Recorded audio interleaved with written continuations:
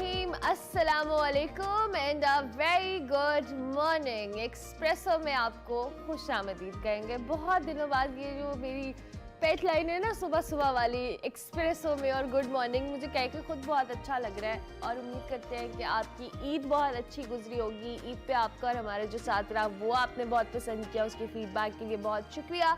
और एक्सप्रेसो के सेट पे वापस आके, इस फील में वापस आके ऐसा लग रहा है बैक टू नॉर्मल वाली एक सिचुएशन है। और इंशाल्लाह हमारा ये नया सेट जो है रमज़ान के अंदर हमने उस तरह से रिवील तो किया है, लेकिन अब चूंकि एक्सप्रेसो में हम सुबह आते हैं और हमारा मॉर्निंग का थीम है तो ये सेट भी रिवील होगा और इसके साथ साथ बहुत सारी नई चीज़ें भी हैं जो हमने अपने इस शो के अंदर शामिल की हैं। तो डेफिनेटली जैसे जैसे टाइम गुजरेगा आपको बहुत सारी चीज़ें पता चल जाएंगी। उम्मीद करते हैं जी सब ठीक ठाक होंगे, सुबह हो गई होगी। वैसे आज अभी भी पब्लिक हॉलीडे है और बहुत सारे, मैं भी यही बात करी थी कि लोग सो रहे हैं और आज रियलाइज़ हो रहा था कि एक छुट्टी और मिल जाती तो क्या मज़ा आता। लेकिन स्टिल जी कोई बात नहीं, हाँ ये काम है और मज़ा आता है हमें अपने काम में, ये तो इसमें कोई दूसरी राय नहीं है।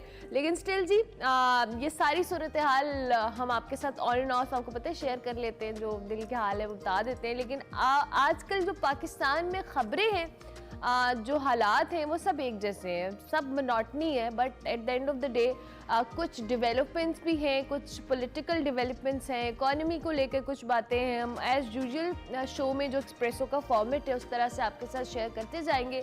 लेकिन सबसे पहले आगाज़ में मैं बहुत ही अफसोसनाक वाक़े के हवाले से ज़रूर कहना चाहूँगी कि सवात की जो तहसील है कबल, जिसमें CTD थाने में 2 धमाके हुए। पुलिस ज़राए के मुताबिक जो है 15 अफराद इस में शहीद हुए हैं, जबकि 57 ज़ख्मी हुए हैं, जिनमें 8 की हालत जो है वह भी नाजुक बताई जा रही है। तर्जुमान खैबर पख्तूनख्वा पुलिस के मुताबिक जो धमाके में बाहर से हमले या दहशतगर्दी के शवाहिद नहीं मिले, अलबत्ता इब्तदाई जो रिपोर्ट है उसके मुताबिक जो आतिशज़दगी है, जो आग लगी है, शॉर्ट सर्किट भी इसकी वजह हो सकती है। जो माल खाना में पड़ा असला है उसको आग लगना भी एक वजह हो सकती है। दूसरी जानिब जी सेक्रेटरी सेहत खैबर पख्तूनख्वा के मुताबिक सवात के तमाम अस्पतालों में एमरजेंसी नाफिज की गई है, जबकि तबी इमला है उसको भी छुट्टियाँ उसकी मनसूख हुई हैं।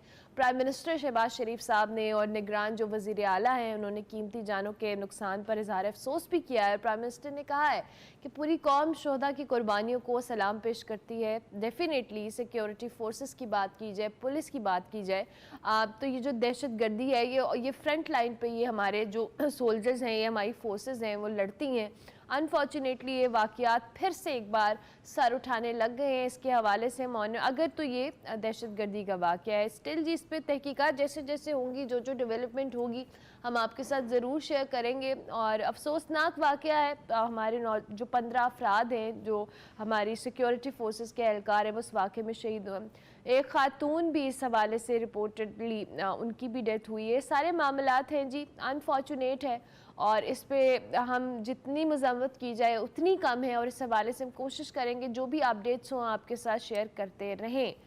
और इसके साथ जी कल एक और, आपको पता है हम सियासत की बात भी करते हैं, इस तरह के वाक़यात की बात करते हैं। एक और अपसेट हुआ और वह रावलपिंडी क्रिकेट स्टेडियम में हुआ। न्यूजीलैंड ने जी टॉस जीत कर पाकिस्तान को पहले खेलने की दावत दी थी और मेज़बान टीम ने मुकर्रर 20 ओवर्स में 5 विकेटों के नुकसान पे 193 रन बनाए थे। और जबकि ग्रीन शर्ट्स की जानिब से मोहम्मद रिजवान की जो एक 98 रन की इनिंग्स थी वो बड़ी अनफॉर्चुनेट रही। सेंचुरी के बहुत करीब आके मोहम्मद रिजवान उसको नहीं कर पाए। और साथ साथ जी इफ्तिखार अहमद की बात की जाए तो कल उनकी इनिंग्स बहुत अच्छी थी, 36 रन बनाए। माद वसीम ने 31 रन बनाए। मोहम्मद हारिस और साइम अयूब कोई रन नहीं बना सके। और न्यूजीलैंड के आगाज़ में कोई इतना उम्दा नहीं था और पहले लग रहा था कि बड़ा इजी गो लकी वाला सीन होगा, ये मामला बड़े आराम से मैच हमारे हाथ में होगा।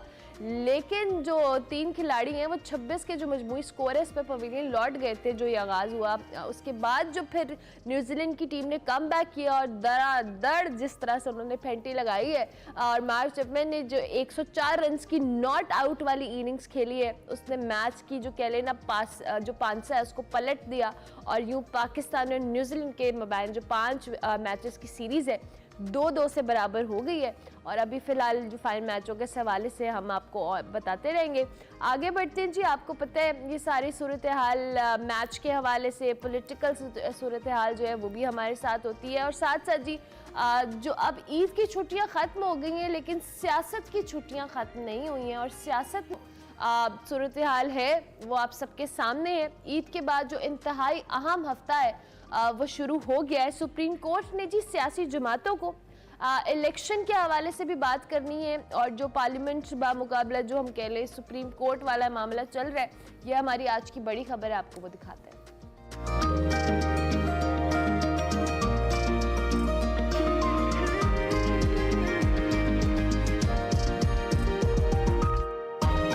जी, जैसे मैंने आपको बताया कि ईद के बाद अभी वैसे एक छुट्टी है, लेकिन स्टिल ये हफ्ता जो है बड़ा इंपॉर्टेंट है सियासत के अंदर। सुप्रीम कोर्ट ने जी सियासी जमातों को इलेक्शन पर मुज़ाकरात के हवाले से पेशरफ से मुतालिक जो है 26 अप्रैल को रिपोर्ट मांगी है, जबकि 27 अप्रैल तक जो पंजाब इलेक्शन से मुतालिक हैं, जो 21 अरब रुपए की जो डेडलाइन दी गई थी बजट के हवाले से, वो भी सुप्रीम कोर्ट ने दी है। लेकिन इससे पहले आपको पता है कि जो ये मुल्क के अंदर ऑडियो लीक्स का मामला है, ये कभी भी कहते हैं ना रुकता नहीं है, हर वक्त चलता ही रहता है। नई ऑडियो लीक का मामला आया है पंजाब इलेक्शन से मुतालिक। 2 अहम खवातीन की मुबैना ऑडियो लीक हुई है, जिससे मुल्की सियासत में एक नया जो पेंडोरा बॉक्स है उसके हवाले से कहा जाए तो वो खुल गया है। ये जो मैं वीडियो लीक्स की बात कर रही हूँ या ऑडियो लीक्स की बात कर रही हूँ, पंजाब इलेक्शन से मुतालिक ये ऑडियो लीक्स है। और पीडीएम ने इस जो ऑडियो लीक है इसकी तहकीकात और चीफ जस्टिस से एक बार फिर इस्तीफे का मुतालबा किया है। और जो कह लें ना 2 टोक अल्फाज में उन्होंने पैगाम दिया है कि इलेक्शन पर बच्चों, बेगमात, सास, इन सब के मशवरे जो हो रहे हैं वो किसी तौर पर नहीं मानेंगे। और इसके साथ साथ जी उन्होंने ये भी कहा है, पीडीएम ने पीटीआई ने दूसरी जानिब मुबैना ऑडियो लीक को चीफ जस्टिस पर दबाव बढ़ाने का हरबा करार दिया और इल्ज़ाम लगा रही है कि हुकूमत गन पॉइंट पर सुप्रीम कोर्ट से फैसला लेना चाहती है। और मुज़ाकरात की बात करें दूसरी जानिब तो हम सुप्रीम कोर्ट की जो डेडलाइन है उसमें सिर्फ 2 दिन बाकी हैं, मगर अभी तक इस पर कोई पेशरफ्त सामने नहीं आ सकी। दोनों जानिब से मुज़ाकरात के लिए ना तो कोई बाज़ाब्ता तौर पर राबता हुआ है, ना कोई एजेंडा तय हो रहा है। अलबत्ता तहरीक इंसाफ की जानिब से मुज़ाकरात को लेकर जो शकूक शुबहात हैं वो सामने आ रहे हैं। इमरान खान साहब ने जी वो कहते हैं गैर संजीदा किस्म की ये हुकूमत है, और दूसरी जानिब जो मुज़ाकरात हैं वो इलेक्शन के लिए जो कहना ये ताख़ीर करने के हरबे इस्तेमाल कर रही है तहरीक इंसाफ। ये भी तहरीक इंसाफ का मौक़िफ़ है इस हवाले से कि हुकूमत ये कर रही है, और साथ साथ शराइत भी पेश कर दी गई है। गुज़िश्ता रोज़ ही एक न्यूज़ ऑब्जेक्ट टीवी को इंटरव्यू में इमरान खान साहब की जानिब से 2 अहम शराइत सामने आई हैं। उन्होंने कहा जी कि मुज़ाकरात से पहले कौमी असम्बली तहलील की जाए और न्यूट्रल जो है निगरान सेटअप वो लाया जाए, तो फिर हम सोच सकते हैं कि बातचीत हो सकती है। इस इंटरव्यू में खास तौर पे बात करें तो खान साहब ने जी असम्बलियों की तहलील से मुतालिक एक नया दावा भी किया, और वो दावा ये है कि पंजाब और खैबर पख्तूनख्वा की जो असम्बलियाँ हैं वो जनरल रिटायर्ड कमर जावेद बाजवा के कहने पर तोड़ी गई थी। इससे पहले खान साहब ने और तहरीक इंसाफ ने रिटायर्ड जो जनरल बाजवा हैं उनको पीटीआई की मरकजी हुकूमत गिराने का जिम्मेदार भी करार दिया था। मगर अब जो एक नया हालिया इंटरव्यू आया है जिसमें इमरान खान साहब ने एक वजाहत भी सामने, बाद में इस इंटरव्यू के बाद एक वजाहत सामने आ रही है कि खान साहब ने जी पीडीएम रहनुमाओं के माजी के जो बयानात है उसके तनाजुर में गुफ्तगू की है, जिसको जो मीडिया है वो बहुत गलत अंदाज में पेश कर रहा है। इस हवाले से वो कह रहे हैं कि जो इस बहुत एथिकली अच्छा नहीं है। इसी सारी सूरत हाल पे बात कर लेते हैं जो अभी मौजूदा सूरत हाल है, सुप्रीम कोर्ट वाला मामला है, डेडलाइन से मुतालिक बात कर लेते हैं। हमारे पास पीटीआई के सीनियर रहनुमा अली मोहम्मद खान साहब, उनको हम खुश आमदीद कहते हैं। Thank you very much Ali भाई, बहुत शुक्रिया and a very good morning. I hope आपकी ईद बड़ी अच्छी गुजरी होगी।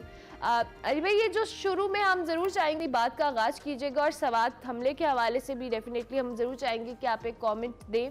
ये जो फिर से वाक़यात, हम सब अपनी सियासतों में उलझे हुए हैं और इस तरह के जो वाक़यात हैं वो फिर सामने आने लग गए, क्या कहेंगे? बहुत शुक्रिया। बिस्मिल्लाहिर्रहमानिर्रहीम, अल्लाहुम्मा सल्लि व सल्लिम मुबारक अला सय्यिदिना मोहम्मद व अला आलि मोहम्मद। सबसे पहले तो गुज़िश्ता हो गई ईद आप सबको बहुत मुबारक, और रमज़ान काफ़ी हद तक बखैरियत खूबी गुजरा। हालांकि सियासी टेम्परेचर तो हाई रहा, लेकिन बड़ी हद तक पुरअमन था कुछ वाक़यात के अलावा।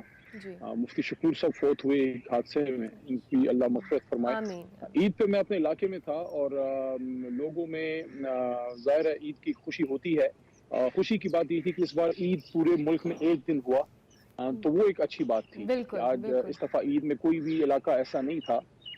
इक्का दुक्का कुछ होगा लेकिन पूरे मुल्क में एक ईद थी। हुँ। लेकिन ईद की खुशियाँ ईद के तीसरे दिन शाम को गहना गई, जब सवात के इलाके से ये बहुत ही अफसोसनाक खबर आई, बिल्कुल, बिल्कुल। जिसमें हमारे पुलिस के जवान और वो भी सीटीडी के शहीद हुए कबल के इलाके में। और जो थाना है, इनिशियल रिपोर्ट्स तो ये आई कि दहशतगर्द हमला है, उसके बाद जी, पुलिस का एक और व्यू है। मेरे ख्याल में इसकी इन्वेस्टिगेशन होनी चाहिए कि असल हकीकत सामने आए कि हुँ, हुआ क्या था, क्या ये कोई दहशतगर्द हमला है या ये जिस तरह पुलिस वहाँ की लोकल कह रही है। बहरहाल जो भी है अफसोसनाक वाक़या है, क्योंकि ईद के दिन शाम को वो लोग जो आपकी मेरी हिफाजत करते हैं, तो उनकी बिल्कुल। माओं के पास एक बार फिर उनके बेटों के जनाजे गए हैं। अल्लाह ताला उनकी मग़फ़िरत फरमाए और आमीन, अल्लाह ताला आमीन। हमारे मुल्क को बिलुमूम लेकिन सवात को बिलख़ुसूस पुरअमन करे। सवात ने आमीन। बड़ी कीमत चुकाई है इस मुल्क के अमन की, बेशक। जिस तरह ट्राइबल बेल्ट ने चुकाई है। और इलाका भी मुराद सईद साहब का और हुँ, फॉर्मर हमारे चीफ मिनिस्टर जनाब महमूद खान का इलाका हुँ। है। और मुराद सईद साहब के हवाले से कुछ जो है कुछ ऐसी धमकी आमेज चीज़ें भी सामने आ रही हैं, उस पर भी मैं उसकी मजम्मत भी करता हूँ। और मैं हुकूमत से भी ये पुरजोर इस्तदा रखता हूँ कि मुराद सईद साहब जो हैं एक फॉर्मर फेडरल मिनिस्टर तो हैं ही, लेकिन हमारी जमात के मेन आदमी हैं और नौजवानों की होप हैं। तो इस तरह से इन चीज़ों की इसका तदारुक होना चाहिए, देखा जाना चाहिए कि ये क्या सिलसिला चल पड़ा है। क्योंकि हुँ, इस ईद में भी सवात में बे इंतहा जो है सयाह आए। और सवात के लोग जो हैं सिर्फ सवात के नहीं बल्कि पूरे पाकिस्तान से लोग यहाँ सयाहत करने आते हैं। पाकिस्तान का स्विट्जरलैंड एशिया का बिल्कुल, इसको कहा जाता बिल्कुल। है। और एक अगर हम इन इलाकों को पुरअमन कर लें 100%, और यहाँ पे जिस तरह अल्लाह के करम से हमारे दौर में सियाहत आगे बढ़ी और इस ईद पे भी लोग आए हैं, तो ये सिर्फ हमारी सयाहत ही इतना बड़ा इंडस्ट्री है जो पाकिस्तान के माशी इंजन को आगे ले जा सकती है। लेकिन बिल्कुल। इस तरह के वाकयात वाकई बहुत बड़ा डिस्करेजिंग अफसोसनाक है हैं। बहुत लेकिन सारे सबसे लोगों के ज्यादा लिए। इस पे जी, लेकिन इस ईद पे हम अपने उन शहीदों की माँ और उनके वालिदैन के साथ इज़हार हमदर्दी भी करते हैं, इज़हार अफसोस भी करते हैं और इस अज़म का भी अदा करते हैं कि पूरा मुल्क इस तरह के वाक़यात के खिलाफ है और हम चाहते हैं कि हमारे मुल्क में अमन हो। आमीन। बाकी जहाँ तक सियासी टेम्परेचर की आपने जो बात की, इब्तिदाई आपने काफ़ी तवील रखा और काफ़ी आपने अच्छा अहाता भी किया। कल मैंने इस पे तफसीली बात भी की थी और आपके प्रोग्राम में भी ये कह रहा हूँ कि मेरे ख्याल में इस ईद पे कुछ लोगों ने ज़रूर सोचा होगा कि क्योंकि जब आप अपने रूटीन के काम से फारिग होते हैं और अपने घरों में या इलाकों में होते हैं, तो आप कुछ ना कुछ ज़रूर सोचते हैं। मेरे ख्याल में वक्त आ गया है हुँ, कि जो हुआ तो अब उसको वापस तो नहीं कर सकते। एक साल एक तनज़्ज़ुली, एक पस्ती का, एक तबाही का सफ़र था, हुँ। जिसमें हर तरह की तबाही हमने देखी। अरशद शरीफ की शहादत भी देखी, इसमें इदारों की दराजाती लड़ाई भी देखी, सुप्रीम कोर्ट के खिलाफ पार्लियामान को यूज़ किया गया। और इस दौर में हमने हमारी माशी इन्हतात भी देखी, इकॉनमी हमारी तबाही का शिकार रही। और उसके साथ साथ सियासी कारकुनों पर जिस तरह तशद्दुद किया गया, अली अमीन गंडापुर के साथ जो हुआ, बाकी जितने हैं, स्वाति साहब के साथ, गिल साहब के साथ, बहुत सारे हैं। तो ये जो सारा हो रहा है, जो सहाफ़ी बरादरी के साथ हो रहा है, हुँ, तो अब मेरे ख्याल में एनफ इज़ एनफ। यस। अब इस पे बैठक होनी चाहिए। और जो आपने मुज़ाकरात की बात की है, देखिए मुज़ाकरात में मैं आपको एक बात बताऊं, मुज़ाकरात में तुंद और तेज बयान भी आएंगे और मामलात आगे भी बढ़ेंगे। हुँ, तो हमें सबको कोशिश करनी चाहिए कि मामलात आगे बढ़ें और किसी नुक्ते पे इकट्ठे हों। बिल्कुल, सुप्रीम कोर्ट ने तो 14 मई की डेट दे दी है। बिल्कुल। अब आइडियल तो ये है कि और एक वक्त में हो, अदरवाइज पंजाब का तो फैसला सुप्रीम कोर्ट ने कर दिया है। वक्त तो हुँ, उन्होंने इसलिए दिया है कि अगर वाकई सियासी जमातें चाहती हैं कि एक वक्त में इलेक्शन हो, तो फिर आप मुज़ाकरात से इसका कोई डेट जो है वो निकाल लें। तो हुँ। ये वाला हफ्ता ये जो अभी चल पड़ा है, आज से तो ज़ाहिर छुट्टी है, लेकिन सियासतदानों की छुट्टी वैसे नहीं होती, राब्ते उनके रहते हैं। चलते हैं, तो बिल्कुल। कल का दिन है और ये week it is very important कि इस यस, हफ्ते में कोई ना कोई ब्रेक थ्रू की तरफ हम जाएं और ये मामला इलेक्शन पे निपटे। क्योंकि अल्लाह उससे करे। अगर और इधर उधर होंगे तो ये खराबी मजीद बढ़ेगी, खुदा मज़ीद ना खास्ता। कॉम्प्लिकेट। अच्छा अली भाई, ये जो अभी हम पहले तो ज़रूर आपने ये जो कमेंट तो किया, लेकिन दूसरी जानिब ये जो ऑडियो लीक्स का मामला है, मतलब ये एक पस्ती का एक नया मयार हमने सेट कर दिया है। हम हमारी जो गुफ्तगू मैं आपको है। एक बात बताऊं, जी, जी, जी। देखें जहां तक मैंने देखा, मैं तो ज्यादा नहीं जानता, लेकिन अदालत में उनको देखा, जो स्टैंड लिया है चीफ जस्टिस साहब ने, उमर अता बंदियाल साहब ने, तो इस शख्स ने तो अपने नाम की लाज रखी है उम्र की, ये तो खड़ा हो गया है कॉन्स्टिट्यूशन के लिए। और उसके साथ जो है सुप्रीम कोर्ट के सीनियर जजेस और तमाम लॉयर कम्युनिटी और जो सियासी कारकुन हैं वो सब इसके साथ खड़े हैं कि यार मुल्क में आइन की पासदारी होनी चाहिए। जितने कुछ हमारे सीनियर कुछ जजेस जो है, जो लोग कहते हैं कि कोई दूसरा उनका ग्रुप है, खुदा न खास्ता मैं नहीं समझता कोई ग्रुप है, लेकिन उनके नुक्ता नजर में अगर फर्क है तो वो ये नहीं है कि इलेक्शन आप 224 आर्टिकल के तहत 90 दिन में ना करें। उनका सिर्फ नुक्ता नजर का फर्क, लाहौर हाई कोर्ट में ऑलरेडी केस है, तो आप इसको अभी यहाँ टेक अप ना करें। बाकी एक बात के सब एक पेज पे है कि 90 दिन में इलेक्शन हो। बिल्कुल। तो अब अगर इस तरह के स्टैंड जो है चीफ जस्टिस साहब ने लिया है, तो आप क्या समझते हैं कि इस तरह के ऑडियो लीक्स अगर निकलती हैं तो ऐसे लोग अपने स्टैंड से पीछे हटेंगे? दूसरी चीज ये देखिए, देखें हर लोगों के घरों में हर तरह की बातें होती हैं, जो सियासतदान है उनके घरों में भी बातें होती हैं, फैमिलीज वाले बातों का असर लेते हैं, जो उनके फैमिली हेड्स या जो अगर किसी पुलिस अफसर के घर वाले हैं और पुलिस अफसर किसी जगह पे किसी दहशतगर्दी के खिलाफ नबर्द आजमा है या थाने में ड्यूटी कर रहा है, तो उसके घर में लाजमी उससे मुतालिक बातें होती हैं, हर तरह की बातें होती हैं। घरों में क्या नहीं होता? अगर हम, ये बात मेरी याद रखिए, अगर हमने प्राइवेट लाइफ को पब्लिक उसमें आई में लाना शुरू कर दिया तो फिर इसकी रोक कहीं नहीं है। अरे भाई, मेरा सवाल भी यही था, मेरा सवाल भी यहाँ पे यही था कि ये जो हम इखलाकी जी, अगर आप देखें, और अगर बात इस पे आ गई है कि माओ बहनों और खवातीन के ऑडियो लीक्स करने शुरू कर दिए हैं, हाँ। तो मेरा उनको मशवरा है कि मुकाबला करना छोड़ दें। बिल्कुल, मैं यही चाह रही हूँ कि अगर हमारे घर की अब खवातीन भी, चाहे वो सियासत में है, दो कि वो उनका ताल्लुक तो किसी फैमिली से है ना, तो ये सारे हमने जो हरबे सियासत के अंदर देखना शुरू कर दिए हैं, आपको लगता है कि ये अब एक नया हम कोई बार सेट करने लगे हैं कि ये मैंने एक बात की थी, हाँ, जब इन्होंने खान साहब की घरेलू जिंदगी को टारगेट किया, उनकी निकाह को लेकर पता नहीं क्या क्या लघुयात से ये लोग लेके आए, तो मैंने एक बात की थी कि अल्लाह ताला से दुआ करें कि अल्लाह ताला आपको कोई मुखालिफ देना जिससे आपका मुकाबला हो, तो वो कम से कम ज़र्फ वाला हो। आला ज़र्फ मुखालिफ अल्लाह दे, दुश्मन भी आला ज़र्फ होना चाहिए। हालांकि हम तो अपने सियासी मुखालिफिन को दुश्मन नहीं समझते, लेकिन जिस तरह की चीज़ें आ रही हैं ये बहुत ही कम ज़र्फी का मुजाहरा है, और घरों में हर तरह की बातें होती हैं। अगर उसको पब्लिक आई में लेके आ जाएंगे, देखिए आपकी फील्ड में बेशुमार बातें होती हैं ऑफ द रिकॉर्ड, अगर off the record on the record आ गया तो जितने सारे बड़े मामला खराब हो जाएंगे अली भाई, हम तो नहीं अफोर्ड कर सकते of the record on the record वाला मामला। अच्छा अली भाई, दूसरी जानिब ये जो मुज़ाकरात वाला मामला है, इट्स गुड कि तहरीक इंसाफ ने पहले इनिशिएट भी किया था और मामलात की जानिब गए भी थे, लेकिन अनफॉर्चुनेटली ये जो मुज़ाकरात है इस पे खान साहब के कुछ अच्छे जो के ख्यालात नहीं हैं हुकूमत को लेके। उनके मुताबिक ये हरबे हैं और इन हरबों के इस्तेमाल से सॉरी ये सिर्फ इलेक्शन में डिले चाहते हैं। सो आप समझते हैं कि अगर मुज़ाकरात की तरफ इनिशिएट करती भी है हुकूमत, तो सिर्फ क्या ये टेक्ट होगा इन डिलेज को लेकर, या वाकई अब कोई जो मुल्की हालात हैं या सिचुएशन है इसमें टेबल टॉक मुज़ाकरात ही एक ऑप्शन है, तभी इलेक्शन की जानिब हम जा सकते हैं? देखिए दो ऑप्शन है। एक ऑप्शन है कि जो लॉ का कोर्स है, it's like a big 12 wheeler जो होता है, जब चल पड़ता है तो वो तो चल पड़ा है, वो तो सुप्रीम कोर्ट के हुक्म के मुताबिक 14 मई की डेट आ गई है, वो इलेक्शन हो जाना है। और वो अगर ये सियासतदान किसी नुक्ते पे इकट्ठे ना हुए तो चंद महीने बाद फिर कौमी असम्बली का आ जाना है, लेकिन उसमें ये होगा कि बीच में पंजाब और खैबर पख्तूनख्वा का इलेक्शन हो जाना है। उसमें वो आइडियल सिचुएशन नहीं होगी, क्योंकि जाहिर है पंजाब में जब इलेक्शन होगा पूरे मुल्क में नहीं होगा, जो पंजाब जीतेगा उसका पूरे मुल्क पे असर ये होगा। मैं इंतजामी बात नहीं कर रहा, मैं सियासी बात कर रहा हूँ कि जो नॉर्मल बात भी होती है, लोग कहते हैं ना कि जो पंजाब जीतता है तो वज़ीर आज़म उसका आता है, तो पंजाब में तो अल्लाह के करम से हमें लगता है हमारे अच्छे चांसेस हैं अल्लाह के हुक्म से। तो ये तो बड़ा ही अजीब सा उस तरफ अगर हुकूमत जा रही है कि नहीं मैं ना मानूं।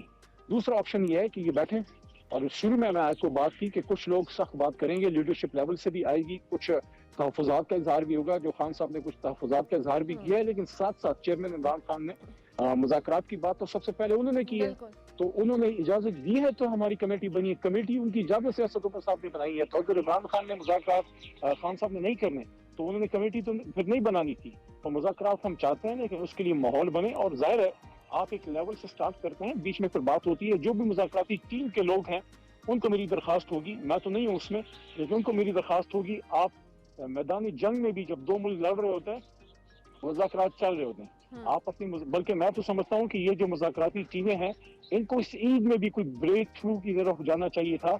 हमारी ईद मिलना या और जो हमारी ईद की रूटीन एक्टिविटीज है, उससे ज्यादा अहम ये काम है कि कौम को इस मुश्किल से निकालें।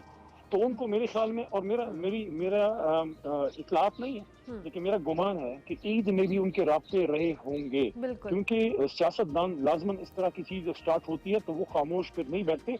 हाँ, जब तक कोई रिजल्ट नहीं निकलता तो तब तक बहुत सी चीजें बिहाइंड द सीन्स जो है वो हो रही होती हैं। होपफुली आई एम होपफुल कि इस हफ्ते 1.5 हफ्ते में कोई इसका कोई बेहतर रिजल्ट निकल आएगा। बिल्कुल, अल्लाह करे, हम भी इस हवाले से होपफुल हैं। अच्छा, दूसरी जानिब ये जो हम दो बड़े इदारों के हवाले से देख रहे हैं, एक पार्लियामेंट है और एक सुप्रीम कोर्ट है, हमारे दोनों बड़े मुअज़्ज़ज़ इदारे हैं और इनके लिए इनका जो आपस में क्लैश हमें देखने को आ रहा है, अब ये कोई अच्छा ट्रेंड नहीं है भाई। और ये हमने माजी में भी देखा है कि जब भी इस तरह के कोई ट्रेंड सेट होते हैं तो उनका लॉन्गर टर्म में जो इम्पैक्ट होता है वो इतना अच्छा नहीं होता। और अभी जो हम पार्लियामेंट में देख रहे हैं और सुप्रीम कोर्ट के दरमियान ये जो महाजराई देख रहे हैं, ये अच्छी चीज़ नहीं है और आगे जाके ये बाकी अब जो कह लें आने वाले वक्तों के अंदर हमें इसका बैकलैश फेस करना पड़ सकता है एज ए नेशन भी।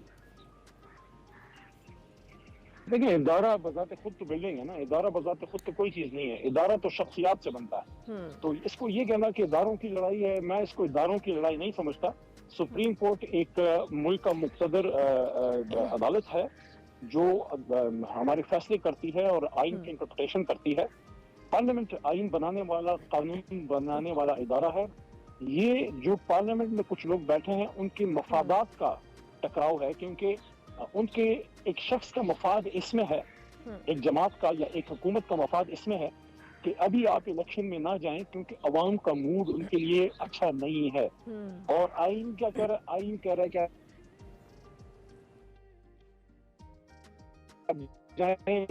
ये पार्लियामेंट के कंधे पे आइन की बंदूक रख के आइन पे ये फायर किया जा रहा है। तो इसको हम और सुप्रीम कोर्ट की लड़ाई नहीं कह सकते, इसको हम चंद मफाद परस्त हुक्मरानों की और उनके इशारों पे नाचते जो पुतली का तमाशा होता है। बदकिस्मती से हजारों वोट ला के भी कोई शख्स अगर पार्लियामेंट में आइन के लिए खड़ा नहीं हो सकता या पार्टी के अंदर भी कोई अगर आइन और हक की बात नहीं कर सकता, तो फिर आपसे तो मैं समझता हूँ कि वो बेचारा बंदर अच्छा होता है जो कम से कम भूख लगती है। तो ये तो कहता है आपके मुताबिक ये इदारों की नहीं शख्सियात की लड़ाई है। ठीक है, अच्छा अली भाई, इन द एंड मेरे पास 2 मिनट है, मैं जरूर चाहूंगी। ये कुछ शख्सियात और आइन की लड़ाई है, जिनको आइन सूट नहीं करता।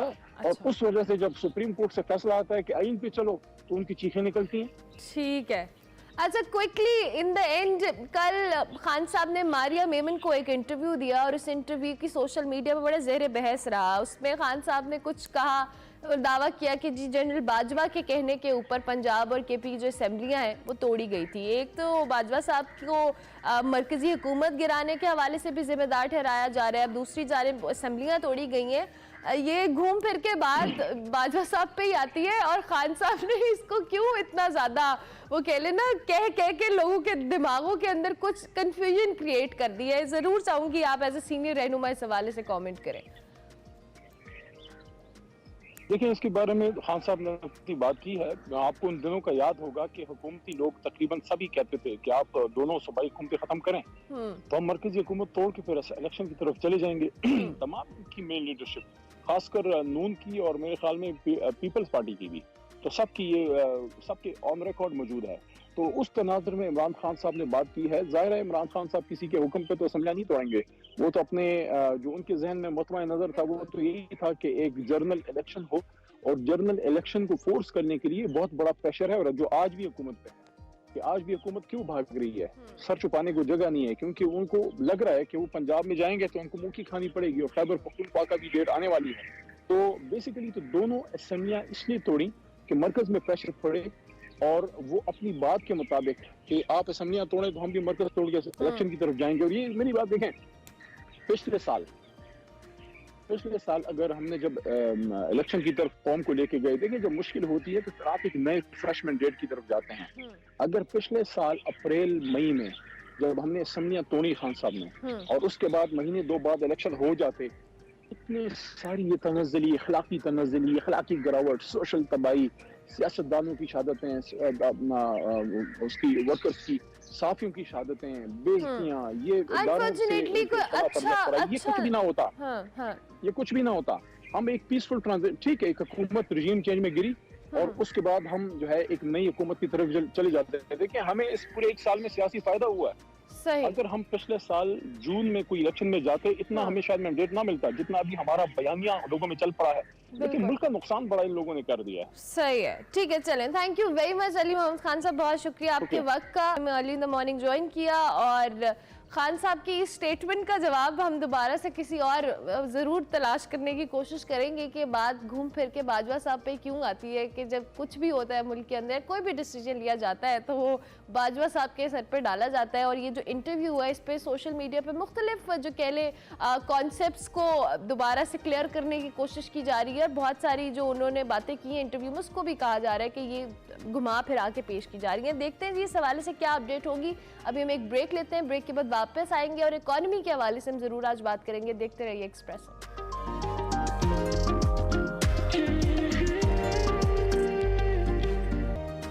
Welcome back to Expresso. Break के बाद वापस आ गए। पॉलिटिकल डिस्कशन तो हमारी हो गई, इकोनॉमी हमारे शो का लाजमी हिस्सा होती है। आपको पता है पाकिस्तान की इकोनॉमी के जो फिलहाल हालात हैं वो कुछ इतने हौसला अफजा नहीं है। पाकिस्तान और IMF के दरमियान जो स्टाफ लेवल मुआहिदा है वो अभी तक डिले का शिकार है, जो कि 9 फरवरी को तय पाना था, मगर IMF की जो कड़ी शराइत है इसके बायस अभी तक वो मुआहिदा नहीं हो पाया। IMF की शराइत में हुकूमत ने एक एक करके जो तमाम शराइत उनको पूरा किया, मगर जो कह रहे हुकूमत दिवालिया होने से तो बच गई, लेकिन अवाम का जो हाल हुआ वो हम सबके सामने है। बिजली के बिल में इजाफा हुआ है, सेल्स टैक्स में इजाफा हुआ है, मॉनेटरी पॉलिसी में इजाफा हुआ है, मिनी बजट जो इसमें पेट्रोल की कीमत में इजाफे के हवाले से बात करें, साथ इशाए खुलनोश की कीमतों में जो कह लें तारीखी इजाफे से अवाम की जो ईद है उसकी खुशियों को भी हम कुछ कह लें कि मांद रखा गया है तो गलत नहीं होगा। इस वक्त खत्ते में जी महंगाई डिफ़ॉल्ट ज़्यादा श्रीलंका से भी आगे निकल चुकी है। जी बिल्कुल, महंगाई बहुत ज़्यादा है और आवाम की जो ज़िंदगी है वो अजीरन तो है। अगर कहा जाए कि हुकूमत और अपोजिशन सियासी लड़ाई में मसरूफ़ है तो ये गलत नहीं होगा, क्योंकि आवाम को तो कोई पूछने वाला नहीं है। ये भी हम बिल्कुल सही बात करें। अब ऑब्वियसली कुछ चीज़ें बहुत नागवार भी गुजरती है बहुत सारे लोगों को, लेकिन अनफॉर्चुनेटली ये एक रियलिटी चेक है जो हम सबके सामने है। गुज़िश्ता रोज़ ही मईशत के लिए एक अच्छी खबर सामने आई थी, वो ये थी कि सऊदी अरब और मुत्तहिदा अरब अमारात ने पाकिस्तान को $3 अरब की जो फाइनेंसिंग है उस पर वो राजी हो गए हैं। सऊदी अरब और UAE ने IMF को भी इत्तला दे दी है और वफाकी वज़ीर ख़जाना इसहाक डार का कहना है कि सऊदी अरब की तरफ से जो पाकिस्तान को $2 अरब जबकि UAE की तरफ से $1 अरब देने की तस्दीक की गई है। इसहाक डार साहब कहते हैं कि जी पाकिस्तान और IMF के दरमियान जो स्टाफ लेवल मुआहिदा है उसकी तमाम शराइत पूरी हो गई हैं। उम्मीद है कि IMF जो है वो स्टाफ लेवल मुआहिदा जल्द मुकम्मल करके एग्जीक्यूटिव बोर्ड से मंजूर करा लेगी। और दूसरी जानिब जी एशियाई तरक्याती बैंक ने पाकिस्तान को साल 2022 में जारी किए गए जो इमदादी रकम है उसके हवाले से रिपोर्ट जारी की है। रिपोर्ट के मुताबिक एशियाई तरक्याती बैंक और दीगर शराकत इदारों ने पाकिस्तान में जो तरक्याती काम है उनके लिए $5.5 अरब मुख्तस किए। इसके अलावा $2.6 अरब की रियायती कर्जों की भी मंजूरी दी गई। और रिपोर्ट में ये भी कहा गया है कि तबाहकुन जो सैलाब है पाकिस्तान की मईशत को $30 अरब का नुकसान पहुंचा है और सैलाब से 1730 अफराद के हवाले से और जितने 3 करोड़ से ज़ायद जो अफराद हैं वो मुतासिर हुए हैं। अब तकरीबन जो सैलाबज़दा इलाके उनके लिए $16 अरब का वादा किया गया था और ये भी इस तमाम तर जो इस रिपोर्ट के अंदर किया गया। और पाकिस्तान को सबसे ज़्यादा 2022 में कर्जे दिए गए हैं, फंड जारी किए गए हैं। इसी हवाले से हम बात करेंगे और जो IMF मुआहिदा है जो ताखीर का शिकार क्यों है, इकोनॉमी की मौजूदा सूरत हाल है। बहुत ही पर्टिनेंट गेस्ट है हमारे साथ डॉक्टर खाकान नजीब, उनको हम खुश आमदीद कहेंगे। Thank you very much doctor Khaqan, belated Eid मुबारक आपको। उम्मीद है आपकी ईद अच्छी गुजरी होगी। और अब इतनी दिनों बाद आए हैं और अब हम इकोनॉमी के हवाले से बात करेंगे। ज़ाहिर है कुछ अच्छी सूरत हाल नहीं है, मैं ज़रूर चाहूँगी अपनी गुफ्तगू का आगाज़ करें आप। अर्मिला, अस्सलाम वालेकुम, आपको भी और आपके देखने वालों को भी सबको ईद मुबारक। I hope you all had a safe and good Eid और अब सब दफ्तर वापस जाने के लिए तैयार हो रहे होंगे। देखिए, एक तो ये है कि हम इसलिए इकोनॉमी की इतनी बात हमें करनी चाहिए कि इकोनॉमी को हमें अब वैसे ही डिबेट में पॉलिटिक्स से ऊपर रखकर सेंटर स्टेज लाना है। सो आई थिंक मीडिया का रोल इसमें बहुत इंपॉर्टेंट है। ये मैं एक फिलोसॉफिकली बात कर रहा हूँ ताकि आप लोग कर रहे हैं, बहुत अच्छा कर रहे हैं और ये हमें रेगुलरली बात करनी चाहिए। नाजरीन भी इससे जरूर फायदा करेंगे, बट इससे ज्यादा आई थिंक जो पॉलिटिकल लीडरशिप्स है समटाइम्स दे फॉरगेट कि इकोनॉमी कहाँ खड़ी है। और मैं हम्बली अगर ये बात कहूँ कि हम जैसे लोग, आप जैसे लोग जिनको अल्लाह मियां ने ज्यादा ब्लेस किया है, वो कई दफा सोच नहीं सकते कि अगर केले की कीमत 600 रुपए दर्जन हो गई है तो ये 200-250 रुपए दर्जन हुआ करती थी। और एक वो आदमी, वो खातून, वो बच्चा जो कि नहीं इतना कमा रहा, उसके लिए ये 2 से 3 गुना कीमत बढ़ने का बहुत बड़ा इफेक्ट है। सो आई थिंक ये बहुत रिमाइंडर जरूरी है हम सबको, और मैं अपने आप को शामिल करता हूं एज अ पॉलिसी मेकर। मैं भी कभी कभी भूल जाता हूं इस बात को कि मैं पेट्रोल की क्या कीमत दे रहा हूं, बिकॉज मैंने अपनी अर्निंग शायद उस तरह सप्लीमेंट कर ली है, या मैं उस तबके से हूं कि मुझे उतना इफेक्ट नहीं आया। बट 80, 85, 90% पाकिस्तानी ये फील कर रहा है कि 47% फूड इन्फ्लेशन है। यानी कि कोई 100 रुपए की अगर मेरी फूड बास्केट थी तो आज 147 रुपए की है। यकीन कीजिए कि पाकिस्तान में शाजिर और नाजिर ही लोग होंगे जिनकी तनख्वाह में ये इजाफा हुआ होगा। ये आप भी जानती हैं, मैं भी जानता हूँ। और उस वक्त जबकि इकोनॉमी सुकड़ रही है, सुकड़ रही से मतलब है कि हमारी ग्रोथ नियर जीरो होगी। अगर हम 100 रुपए बनाते थे पूरी इकोनॉमी में, तो इस साल भी 100 ही बना रहे हैं। तो इसका मतलब है कोई नई जॉब नहीं क्रिएट हुई, बल्कि इंपोर्ट्स को स्लो करने से, इकोनॉमी को स्लो करने से हमने अपनी जो जॉब्स है वो खोई हैं, नई नहीं पैदा हुई। कहाँ 20 लाख नौकरियां चाहिए ताकि जो आने वाले लोग हैं वो उस पे उनकी खपत हो सके, और यहाँ पे इकोनॉमी सुकड़ रही है, इन्फ्लेशन बढ़ रही है। सो अगर इसको लेकर चलेंगे, इसमें मैं ना कह रहा हूँ कि कोई भी ब्लेम गेम नहीं किए बगैर, हमने कई दिहाइयों में वही काम नहीं किए, हमने अपनी पैदावारी सलाहियत बेहतर नहीं की, हमने अपने फंडामेंटल्स को ठीक नहीं किया, हमने अपनी एग्रीकल्चर को ठीक नहीं किया, हमने एसओईज को नुकसान में जाने दिया, हमने बिजली इंपोर्टेड बनाई, यानी कि हमने सोचा ही नहीं। अब वक्त यह है कि हमें सोचना है कि करना क्या है। हम कई दफा फायर फाइटिंग करते हुए गुजर जाते हैं कि आईएमएफ कर लें, आईएमएफ तो किए बगैर कोई चारा ही नहीं है। तो उनकी वो चीजें हैं कि मतलब आपके घर अगर आपका भाई है तो उसने अगर ओ लेवल्स का या मैट्रिक का एग्जाम देना है तो पढ़े बगैर तो कोई चारा ही नहीं है। पर साथ साथ उसकी अच्छी डाइट, उसकी अच्छी खेल, उसकी अच्छी तरबियत, ये 3 चीजें तो साथ साथ करनी है ना। तो अब हम वो तो कर नहीं रहे, आईएमएफ को ऐसे ही लटका रहे हैं बिकॉज हमने कलीदी काम में डिले किया, टैक्सेस में भी, गैस की निर्फ चेंज करने में भी, रुपए की कदर को छोड़ने में भी, पेट्रोल से टैक्स उठाने में भी। देखिए ये मुश्किल है लोगों के लिए, पर करना जरूरी थी, सो की। उसके बाद कलीदी कामों की तरफ आइए, यानी कि अगर बिजली के सेक्टर को कुछ ठीक करेंगे तो लोगों के लिए सस्ती होगी, हम वो नहीं कर रहे। सो ये है एक ओवरऑल जायजा। अब इन द शॉर्ट आईएमएफ करना ही करना है अर्मिला, इसके अलावा कोई चारा नहीं है। ये मैं इसलिए कहता हूँ, लोग कहते हैं कि यार आप तो सिर्फ श्योर हैं इस पे। मैं इसलिए श्योर हूँ कि नहीं करेंगे तो पेट्रोल के लिए लाइन में खड़े होंगे, बिकॉज किल्लत हो जाएगी, इंपोर्ट के पैसे नहीं होंगे। So I mean, I don't want Pakistan to go there. I don't want Pakistan to be like Sri Lanka. I don't want कि माओ को दूध महंगा तो मिल रहा है पर मिलना ही बंद हो जाए। Nobody wants it, doctor Khaqan. हम में से कोई भी नहीं शायद ये चाहता। और हम जब भी इन रिप्रेजेंटेटिव्स को टीवी पे आके सुनते हैं और ये कहते हैं कि जो हमें फलाने मुल्क से कर्जा मिल गया, या हमारे फलाने हम आईएमएफ के पास जा रहे हैं, हमने इतनी कड़ी शराइत थी। अनफॉर्चुनेटली एज ए नेशन भी, हमारे एज ए पाकिस्तानी भी, हमें ये कोई अच्छी एक्सेप्टेबल चीज़ नहीं लगती। लेकिन शायद हमारा माइंडसेट ही उसके मुताबिक इन्होंने डाल दिया है कि अब हम खुश होते हैं जब हमें कहीं से इमदाद या कर्जा मिलता है। आपने बहुत अच्छी बात की अपनी बात के आगाज़ में कि हमने कोई लॉन्ग टर्म प्लानिंग ऑब्वियस नहीं की, और आप बार बार इस हवाले से बहुत बात भी करते हैं। अनफॉर्चुनेटली हमारे पास अभी भी इतनी शराइत के बावजूद, पूरी करने के बावजूद, डॉक्टर खाकान कोई प्लान, कोई एक रोड मैप नज़र हमें अभी तक नहीं आ रहा। हम हुकूमत की जानिब से सिर्फ जो एक पॉलिटिक्स या आपस की जो सियासत है उसके हवाले से करें, इकॉनमी हमारा फोकस अभी तक नहीं है। और शायद यही वजह है कि दिन ब दिन चीज़ें वर्स्ट हो रही हैं बेहतर होने की बजाय। आपने 2-3 बहुत ही एक्चुअली अहम बातें की। एक तो है कि अगर आप मुझसे कहें कि डॉक्टर साहब ये बताएं कि इस वक्त कौन सा प्लान है जिस पे मुल्क चल रहा है, तो मुझे विद अ हैवी हार्ट ये कहना पड़ेगा कि memorandum of economic and financial policies जो आईएमएफ दे गया था, आपने सुना होगा, हमारी अथॉरिटीज ने कहा कि जी वो जाते हुए हमें डॉक्यूमेंट दे गए हैं। आप खुद सोचिए कि अगर ऐसा हो कि मैं आपके घर आऊं और मैं आपको कहूं कि मैं आपको ये डॉक्यूमेंट दे रहा हूं, आपने अपने घर का निजाम इस तरह चलाना है, तो आप पे आपके रिश्तेदारों को अफसोस ही करना चाहिए कि आप खुद ये काम भी नहीं कर सकती। कहने का मकसद ये है कि हमें कोई एक डॉक्यूमेंट दे गया है जिस पे ये मुल्क का निजाम इस वक्त चल रहा है, हमें अब इस निजाम को अपने हाथ में लेकर खुद चलाना है। खुद मुख्तारी एक्चुअल ये है कि हम सोच सकें कि क्या हमने शॉर्ट टर्म में सऊदी अरेबिया और उनके पैसे तो ले लिए हैं, पर हमने कैसे डॉलर्स के इस जो क्रंच है इसमें से निकलना कैसे है।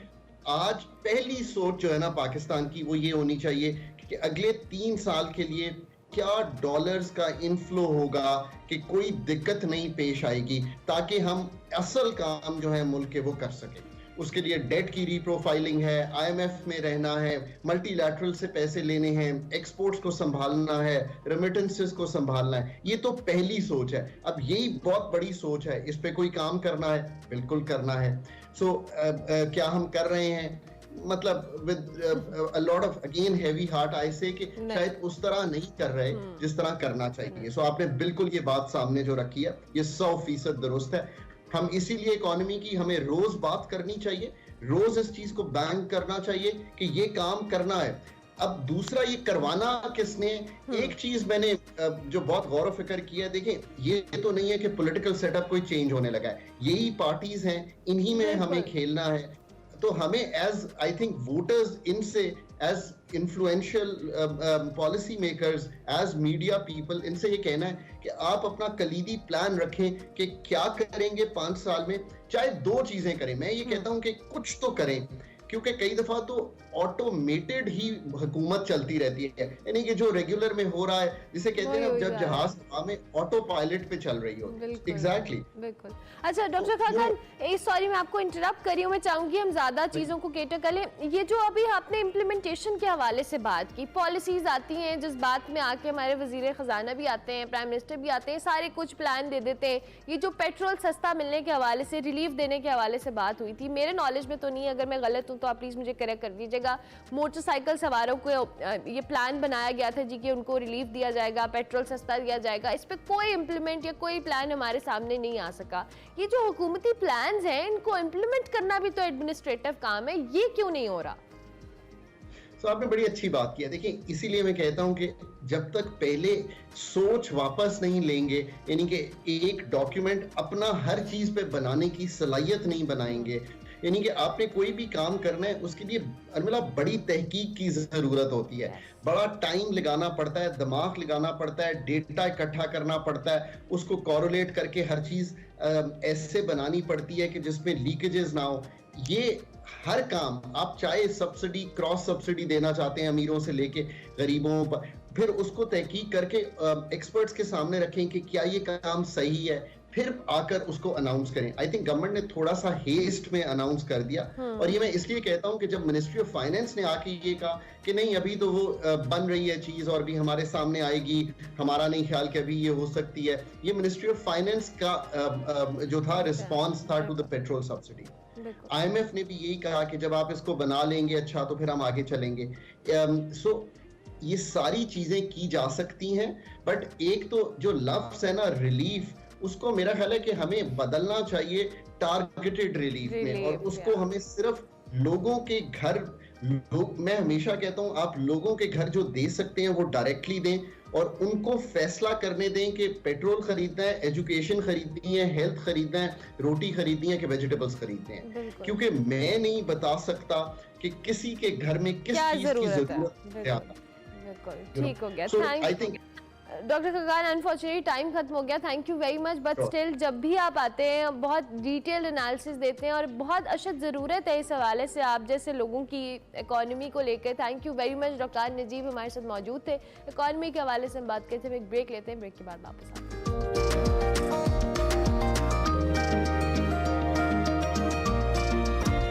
Welcome back to Expresso. Break के बाद वापस आ चुके हैं। सवात वाक़े के हवाले से हम बात कर रहे थे। तहसील कबल में सीटीडी थाने में 2 धमाके हुए, इस हवाले से हम बात करते हैं। हमारे नुमाइंदे हमारे साथ मौजूद है, शरत अली बादशाह हमारे साथ मौजूद है, उनको हम खुश आमदीद कहते हैं। थैंक यू वेरी मच, बहुत शुक्रिया। सबसे पहले तो हम ये मौजूदा जो ताज़ा तरीन सूरत हाल है सवात के हवाले से, जो भी अपडेट्स हैं क्या आ सकी हैं, खुदकुश हमला था ये या जो भी आपके पास तफसीलात हैं हमारे साथ शेयर कीजिएगा। जी बिल्कुल, रात को सुबह में होने वाले 2 धमाके से काफी जानी और माली नुकसान हुई है। धमाका इस कदर शदीद थे कि इसकी आवाज दूर दूर तक सुनी गई थी। रात को होने वाले धमाके की वजह से वहाँ पे बिजली का निजाम दरहम बरहम हो गया था, तो उस वक्त तो काफी दुश्वारी थी लोगों को। तो अभी तक जो हम इत्तला मिली है इसमें 13 अफराद जो है वो शहीद हुई है और 57 अफराद जो है वो शरीर में है जो शहीदों अस्पताल में पड़ी है। इसके बाद आज जो सुबह वहाँ पे सिक्योरिटी फोर्सेस और पुलिस ने इलाके को किया हुआ है और वहाँ पे जो नुकसानात है वहाँ पे जो। Welcome back to Expresso. Programme के दूसरे हिस्से में आपको खुश आमदीद कहेंगे। हमने पॉलिटिक्स, इकोनॉमी, सारी सकील गुफ्तगू कर ली है। अब थोड़ी लाइटर गुफ्तगू की तरह आते हैं।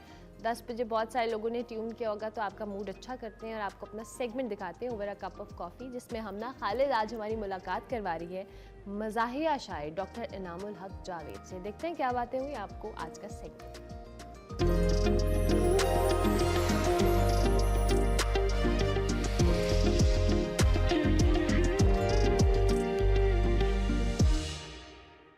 ईद पर हलवे से मुकालमा। कसम खुदा की न छोड़ूंगा मैं जरा सा भी, पकाया सारे का सारा गया है मेरे लिए। कसम खुदा की न छोड़ूंगा मैं जरा सा भी, पकाया सारे का सारा गया है मेरे लिए। झपट के हलवे की डिश पर ये मौलवी बोला, तुझे जमीन पे उतारा गया है मेरे।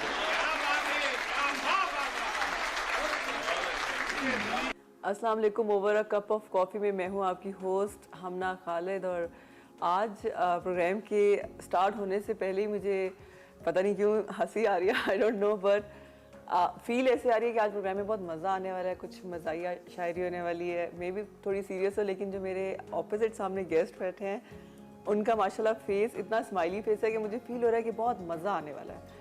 तो जो पूरे दिन का स्ट्रेस है ना, वो थोड़ा मुझे लगता है कि कम होने वाला है और इन्जॉय करने वाले हैं। तो मेरे साथ इस टाइम हैं इनामुल हक साहब और बहुत फेमस शायर हैं, और वो उनका कब ये शौक़ क्रिएट हुआ, पैदा हुआ, ये सारे सवालात जो है ना मैं उनसे डायरेक्ट ही पूछूंगी। अस्सलाम वालेकुम। वालेकुम अस्सलाम। कैसे हैं आप? बहुत शुक्रिया, आपने बड़ा मुफस्सल तारुफ करा दिया। नहीं आप बल्कि मुस्कुराता हुआ तारुफ करा दिया। बिल्कुल ऐसे ही है, क्योंकि पहले बड़े आराम से बैठी, लेकिन जब मैंने आपको देखा और आपने बड़ा अच्छा कहा कि आपको ज़रूरत ही नहीं पड़ेगी सवाल करने की, मैं आपको बोलने नहीं दूंगा, तो मुझे फील हुआ कि मज़ा आने वाला है। हमारे एक प्रोग्राम, एक साहब थे बहुत बोलते थे, तो एक प्रोग्राम था लाहौर टीवी से, पीटीवी का चल रहा था। तो जब मैंने देखा तो उसमें देखा कि 3 ऑडियंस, वो 3 स्पीकर बैठे हैं, लेकिन उनमें से एक ही बोलता चला जा रहा है और कंपेयर बेचारा बेबस है, यानी 15 मिनट में 12 मिनट वो बोला होगा। तो मैंने कंपेयर से कहा, मैंने कहा बाद में, मेरे उस्ताद भी थे, तो मैंने कहा जी आपने वो उनको कहीं तो रोकना तो था, आप तो वो बोलते चले जा रहे हैं और कहने के वो मौका ही नहीं देते थे। मैंने कहा नहीं, फिक्रा ख़त्म होता है जहाँ पे वहीं आदमी एंटर हो जाता है या सांस लेता है। कहते वो फिक्रा ही ऐसी जगह ख़त्म करते थे कि जहाँ ख़त्म नहीं होना चाहिए। मसलन तो मैं ये बता रहा था और अभी बता रहा, यहाँ सांस ले लेते थे। अच्छा, यानी ये सिचुएशन आज मेरे साथ तो नहीं होने वाली। तो नहीं आप अच्छा, किस तरह से आपको शायरी का शौक़ हुआ बचपन से? हाँ, फैमिली ये मैं बताता हूँ कि मैं डेरा इस्माइल खान में था, वालिद साहब मेरे मिलिट्री पुलिस में थे और वो इलाका तो बिल्कुल बेआबो गया था उस वक्त। तो ये नेचुरल सी कोई बात है, मुझे नहीं इल्म। मैं जब याद करता हूँ तो वो मैंने 3री 4थी में पढ़ता था, तो एक खूबसूरत सी कापी बनाई हुई थी, उसके अंदर शेर, अच्छे शेर लिखता रहता था, फिर आगे बढ़ता चला गया खुद ब खुद रोई है ये सारा कुछ। तो ये कहा जाता है, वैसे तो मुझे तो कोई एक लाइन भी बोलनी हो तो मुझे लगता है कि मैं उसको रटा मारती रहती हूँ, तो अब ऑब्वियसली रटा तो आपसे नहीं कहूँगी, तो क्या लिख के अपने शेर आपको याद करने पड़ते हैं या वो आपको नेचुरली लिखते हुए याद रह जाते हैं? नहीं, ये दो तरह के लोग हैं। देखिए, इसका ताल्लुक हाफजे के साथ है, पोइट्री के साथ। पोइट्री के साथ में कुछ लोगों की पिक्टोरियल मेमोरी होती है, कुछ लोगों की बहुत अच्छी याददाश्त होती है।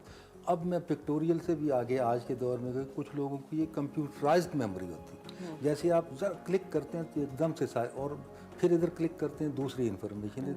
तो जिनकी इतनी अच्छी इन्फॉर्मेशन, वो नॉलेज वो हो, यानी कंप्यूटर मेमोरी उनकी, तो वो तो ज़ुबानी उन्हें याद होता है। बाकी जो मुझ जैसे हैं, जो बहुत जगह बिखरे हुए हैं, नौकरी भी कर रहे हैं, एक मुआशरे के ज़िम्मेदार फ़र्द भी हैं, और भी बहुत से मसाइल हैं जिनके अंदर वो काम कर रहे हैं, किताबें लिख रहे हैं, पढ़ रहे हैं, तो उनके लिए फिर ये वो अपने आप को कंपोज करना मुश्किल होता है। तो मैं जो लिखता हूँ वो याद नहीं रहता, लिख लेते हैं, फिर उसको अगर बार बार पढ़ें तो फिर खुद ब खुद रेपिटेशन से तो आ जाता है। एक आपकी शायद कोई गज़ल या शायद कोई शेर है जिसको आपने कोई 8 साल लगा दिए, उसमें ऐसी क्या? वो मेरी नज़्म है, उसका नाम है बकरा मंडी, और वो कोई ओरिजिनल तो 26 मिनट की है, फिर 12 मिनट का मैंने उसका खुलासा किया था।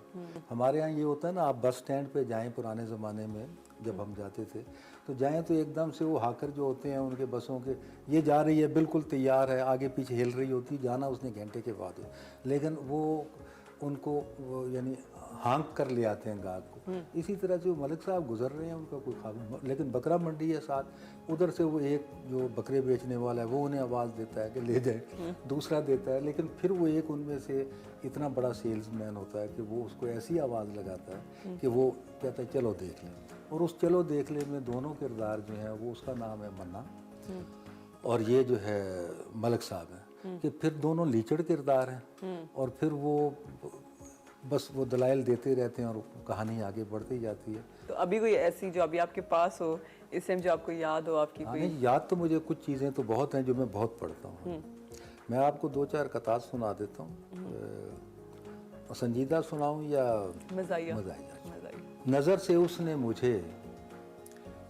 उसने मुझे जो करंट मारा है नज़र से, ये जवानी के ज़माने का लिखा हुआ शेर है तो करंट जवानी में ही लगते हैं बुढ़ापे में। तो नज़र से उसने मुझे जो करंट मारा है, बहुत बलंट बहुत अंट शंट मारा है, समझिए ऐसे कि बस जैसे दिल के रिक्शे को ट्रक ने पूरे का पूरा फ्रंट मारा है। और फिर एक और सुना देता हूँ कि तो मैंने एक केक जो भिजवाया था नौरीन के घर, ले गई गिफ्ट में वो आगे से वो परवीन के घर, और घूम कर ऐसे ही ये और भी 2-3 के घर आ गया शाम तलक, फिर इसी मिस्कीन के घर। क्या बात है। तो अगर यही जिस तरह से आपने जितने भी शेर सुनाए, अभी मुझे लगता है कि इन जितने भी पंजाबी या उर्दू के मज़ाहिया अशार हैं, इसमें इंसान का जो मूड है वो बहुत ज़्यादा मैटर करता है, इर्द गिर्द का इन्वायरमेंट भी। जी बिल्कुल। तो मुझे लगता है कि शायद आप अपने आप को ज़्यादा खुश इखलाक हैं, तो ये किस तरह से आपको आमद होती है? यानी नहीं, वो तो असल में ये जो मज़ाह है ना, इसका ताल्लुक मिजाज से है, नुक्ते का फ़र्क है। मिजाज में नुक्ता डाल दें, हे में तो मिजाज में। अगर आपका मिजाज शगुफ्ता है अंदर, तो फिर आप उसको नुक्ता आराई कर सकते हैं शगुफ्ता तरीके से। अच्छा, आपने पैरोडी भी की थी अहमद फराज साहब की कोई? हाँ जी, मैंने की थी, उनकी गज़ल थी बड़ी मशहूर, सुना है बोले तो होंठों से फूल झड़ते हैं, ये बात है तो चलो बात करके देखते हैं। अच्छा, तो ये इसका इतना था कि ये पहली दफ़ा उन्होंने पढ़ी थी, पहली दफ़ा ही मैंने सुनी, और वहीं पे इसकी पैरोडी हो गई, फर्स्ट पैरोडी है उसकी। लेकिन सुनाई मैंने बहुत बाद में, क्योंकि फराज साहब से भी डर लगता था, और फिर उस वक्त मैं नया पोइट्री में मज़ाहिया शायरी में एंटर हो रहा था। तो वो यूँ थी कि जो पिंडी वाल हैं, इसमें कौमी यकजहती का तस्वर दिया गया है, जो पिंडी वाल हैं रास्ते में खल के देखते हैं, खड़े होके नहीं देखते वो, जो पिंडी वाल हैं रास्ते में खल के देखते हैं, लाहौरियों का ना पूछो दबल के देखते हैं, पेशावरी उसे देखें तो रल के देखते हैं, कराची वाले कई फुट उछल के देखते हैं, और बुजुर्गवार जो देखें तो कोई बात नहीं, सितम तो ये है कि लौंडे भी कल के देखते हैं। फिर आगे भी थी लेकिन ये बंद करा उसका सबसे तरीका है। अच्छा, इतने स्ट्रेस वाले इन्वायरमेंट में प्लस जिस तरह से आपकी जॉब भी है, तो किस तरह से अपने आप को आप कोप अप करते हैं अपनी शायरी के लिए, कैसे टाइम निकालते हैं? क्योंकि फॉर बीइंग सीनियर मैं तो खुद कहती यार मैं मेरे से नहीं हो रहा है, मैं बहुत स्ट्रेस हूँ, लेकिन आपको देखा तो मुझे लगता है कि यार सारी परेशानियाँ एक तरफ, अपने लिए मी टाइम निकाल। हाँ नहीं, आजकल वैसे मेरी मसरूफियात कुछ बहुत ज़्यादा हैं और वो अदब से मुतालिक नहीं है। पहले तो मेरा असल में ये कि मैंने जॉब शुरू की थी एकेडमी ऑफ लेटर से, अदबी अकादमी अदबियात पाकिस्तान, मुक़्तदरा कौमी ज़ुबान उर्दू। फिर मैं डीन हो गया सोशल साइंसेस का ओपन यूनिवर्सिटी में, तब उर्दू, यानी मैं वो सारा लिंक्ड था, किताबें पढ़ना। वाइस चांसलर राज यूनिवर्सिटी में, तब उर्दू। फिर मैं NVF का नेशनल बुक फाउंडेशन के MD हुआ तो वहाँ किताबें। तो ये सारा सर्कल, मैंने एक दिन भी नौकरी नहीं की और 24 घंटे में से 18 घंटे काम भी किया, तो मैं महसूस नहीं हुआ। तो अल्लाह का शुक्र है। लेकिन मैं अब वो आपकी बात दोबारा दोहराता हूँ कि अब मैं सोचता हूँ तो मैं सोचता हूँ कि ये मैंने इतना काम कैसे कर लिया। बस अल्लाह तवक्कुल होता चला गया और कुछ चीज़ें आती रहती, पोइट्री भी आती थी, कॉलम भी लिखे, बहुत काम किए, तहकीक भी की जो कि बैठ के करनी पड़ती है, किताबें पढ़ के, PhD भी की। तो सारा कुछ जो है वो बस अल्लाह के फजल से होता है। अच्छा, लास्ट मंथ, फिर उसके बाद हम रैपिड फायर की तरफ जाएंगे। आपके जितने भी कह लें शोहरा आ रहे हैं, शायर आ रहे हैं, ये जनरेशन आ रही है, कह लें आप बहुत इजी लफ्ज़ों का चुनाव करते हैं शायरी के लिए या उसकी सलीस कर देते हैं। तो क्या आपको क्या लगता है कि सलीस उर्दू बेहतर होनी चाहिए या बस एक नाम का शायर या एंटरटेनमेंट होनी चाहिए, उसमें कोई मतलब नहीं होना चाहिए? देखिए, ये जो मौजूदा नस्ल है ना, इसका बेशतर हिस्सा शायरों का वो व्हाट्सएप पोइट्री, फेसबुक पोइट्री कि खुद ही लिखी, खुद ही चढ़ा दी और कोई उसको चेक करने वाला नहीं है, जैसे मर्जी कर दें आप। लेकिन जो ओरिजिनल पोइट्री है उसके तो दो मतलब, ये जो आप कह रहे हैं सलीस लिखना, सहल लिखना, इसे उर्दू अदब में सहल मुमतने कहते हैं कि तुम मेरे पास होते हो गोया जब कोई दूसरा नहीं होता, और मौत का एक दिन मुअय्यन है, नींद क्यों रात भर नहीं आती, काबा किस मुँह से जाओगे गालिब, शर्म तुमको। इससे ज़्यादा सहल मुमतने आसान क्या होंगे? वो तो मुश्किल शेर है कि कागजी है पैरहन हर पै करे तस्वीर, वो मुश्किल अशार में है, लेकिन ये आसान में।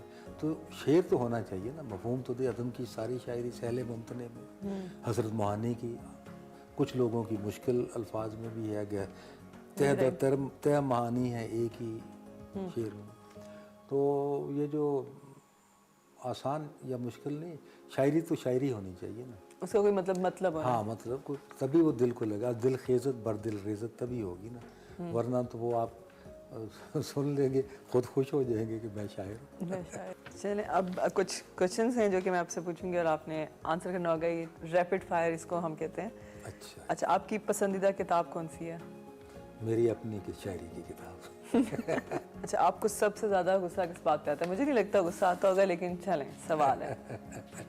मेरा ना टाइम मैनेजमेंट का बहुत ज़्यादा है ताल्लुक कि मैं चाहता हूँ एक ही वक्त में 2 काम हो रहे हों, 3 हो रहे हों, फिर सुबह ये करना है तो ये यूँ हो जाए, ये यूँ हो जाए, ताकि टाइम बच जाए, थोड़ा सा यहाँ टाइम बच जाए, तो उसमें थोड़ा सा बाज़-औक़ात आ जाता है वो सब। अच्छा, अगर इस वक्त आपको कोई गज़ल लिखनी पड़ जाए तो वो कौन सा मौजू आप टॉपिक चूज़ करेंगे करंट सिचुएशन में? मैं तो करंट सिचुएशन में करंट अफेयर्स ही चुनूँगा, करंट अफेयर्स क्योंकि उससे ज़्यादा हॉट मौजू अब नहीं है।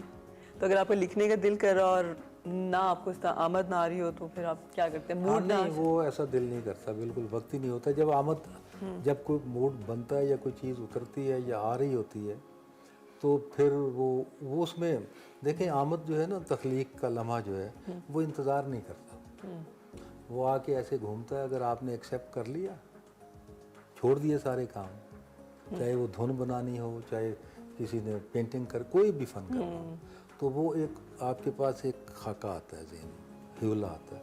तो अगर आपने एक्सेप्ट कर लिया उड़ते हुए ह्यूलों में से, यू हैव टू पे टाइम, तो फिर ठीक है। अगर नहीं किया तो उड़ के निकल जाएगा, फिर वो हिस्सा दोबारा नहीं आएगा, कोई और आएगा। लास्ट वन, आपको खाने में ज़्यादा क्या पसंद है, देसी या जंग तो मुझे नहीं लगता, लेकिन चलें नहीं सब नहीं, देसी देसी बिल्कुल। रोश पसंद है, नमकीन गोश्त पसंद है, शनवारी कढ़ाई पसंद है, भुना हुआ गोश्त पसंद है। आखिरी सवाल, रैपिड फायर ख़त्म हो गया। Mustansar Hussain obviously living legend हैं और अभी हमारे अपने ही चैनल पे एक्सप्रेस पे वो प्रोग्राम भी कर रहे हैं, तो आपकी क्या राय है उनके बारे में? मेरी बहुत अच्छी राय है उनके बारे में। माशाल्लाह अब उनकी एज बहुत ज़्यादा हो गई है, इसके बावजूद उनका हाफजा उसी तरह से है जिस तरह से यंग एज में था। उन्होंने बहुत प्रोग्राम किए, चचा जान भी बने बच्चों के, और फिर असल तो काम उनका है वो सफ़रनामे, जिसमें उन्होंने अपने आप को मनवाया। तो माशाल्लाह बाद में उन्हें अल्लाह ताला ने मकाम भी दिया।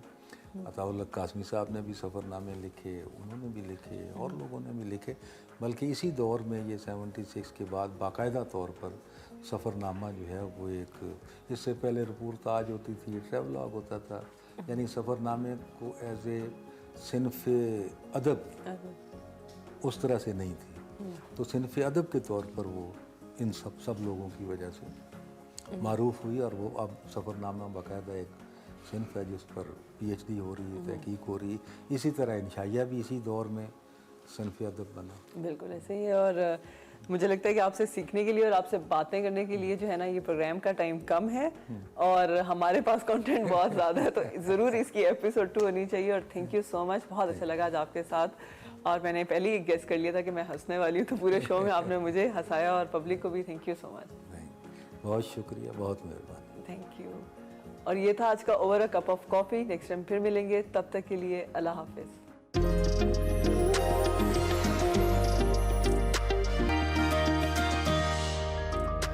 Welcome back to Expresso. Break के बाद वापस आ गए और अब हम बात करेंगे कुछ मलेरिया के हवाले से। आज पाकिस्तान समेत दुनिया भर में मलेरिया से आगाही का आलमी दिन मनाया जा रहा है। इस दिन को मनाने का मकसद भी है कि लोगों में इस मर्ज से मुतलिक जो आगाही है, अवेयरनेस है, वो भी फराहम की जाए। पाकिस्तान का शुमार अगर बात किया जाए तो बहुत सेंसिटिव ममालिक में होता है मलेरिया को लेकर। और मलेरिया जो है एक मादा मच्छर के ज़रिए फैलने वाली जो एक बीमारी है, जिसका जो जरासीम है वो इंसानी बॉडी के अंदर दाखिल होता है, जिगर के खुलियों पर हमलावर होता है, जिससे आपको बुखार है, सर दर्द है, वॉमिट है, कमर और जोड़ों में दर्द है। ये भी एक्सट्रीम एक सिचुएशन है। ये बेसिक इसकी अलामात हैं। और मलेरिया की अगर बर वक्त तशखीस और इलाज ना होने की सूरत में ये मर्ज जो है वो जानलेवा भी साबित हो सकता है। और सबसे बढ़कर अनफॉर्चुनेटली हमारे इर्द गिर्द जो सफाई सुथराई का मुनासिब ख्याल रखना है वो भी बड़ा ज़रूरी है, और एहतियाती तदाबीर इख्तियार की जाएँ तो इससे बचाव मुमकिन है। इसी हवाले से आज हम बात करेंगे। और इस साल चूँकि पाकिस्तान के अंदर सैलाब भी बहुत ज़्यादा आए हैं और दीगर मामलात भी हैं, तो मलेरिया के हवाले से और इसकी जो फैलने की इंटेंसिटी है या इसका इम्पैक्ट जो है वो कितना ज़्यादा वर्स्ट हो सकता है, इसी पे बात करेंगे। डॉक्टर फलक कादिर हमारे साथ मौजूद हैं, पब्लिक हेल्थ एक्सपर्ट हैं, इनको हम खुशामदीद कहेंगे। Thank you very much doctor फलक फॉर ज्वाइनिंग अस। सबसे पहले तो आज 25 अप्रैल मलेरिया से बचाव का आलमी दिन है, आगाही का आलमी दिन है। मैं ज़रूर चाहूँगी अपनी बात का आगाज़ कीजिएगा। और पाकिस्तान के अंदर जो मलेरिया से मुतालिक हम जिस तरह भी स्टैटिस्टिक्स की भी बात कर रहे थे, पाकिस्तान सेंसिटिव 3 ममालिक में से एक है मलेरिया को लेकर। जी बिल्कुल, थैंक यू सो मच कि आपने प्लेटफॉर्म प्रोवाइड किया पब्लिक हेल्थ आगाही का। जी बिल्कुल, मलेरिया एक जानलेवा बीमारी हो सकती है, जिस तरह आपने अपने इंट्रोडक्शन में बताया कि अगर इसका जो है टाइमली ट्रीट ना किया जाए, अगर इसको अवॉइड किया जाए, और स्पेशली बच्चों के अंदर जो मोर्टालिटी रेट है वो बहुत ज़्यादा हाई है। सो लाइक यू नो कि अगर हम इट्स अ प्रिवेंटेबल डिजीज़, अगर हम अच्छे एहतियाती तदाबीर अख्तियार कर लें और अच्छे तरीके से जो है सैनिटेशन का ख्याल करें, तो मलेरिया जो है उससे बचाव मुमकिन है।